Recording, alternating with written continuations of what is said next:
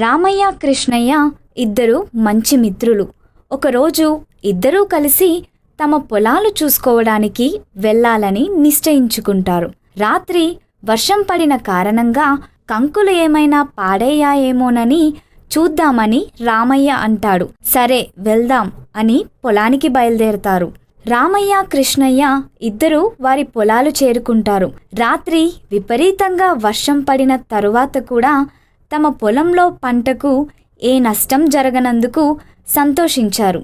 సరే ఇంటికి వెళ్దామని బయలుదేరుతుండగా కృష్ణయ్య తన పక్క పొలంలో ఉన్న సోమయ్య పొలం గట్టు మీద ఒక కుందేలు వెళ్ళటం చూస్తాడు. ఆ కుందేలును పట్టుకోవాలని ఆతృతతో సోమయ్య పొలాన్ని తొక్కుకుంటూ వెళ్తాడు. ఇది చూసిన రామయ్య కృష్ణయ్యను గట్టిగా మందలించాడు. కృష్ణయ్య పట్టించుకోకుండా పరుగెత్తుతూ వెళ్తూ సోమయ్య పొలాన్ని తొక్కేశాడు.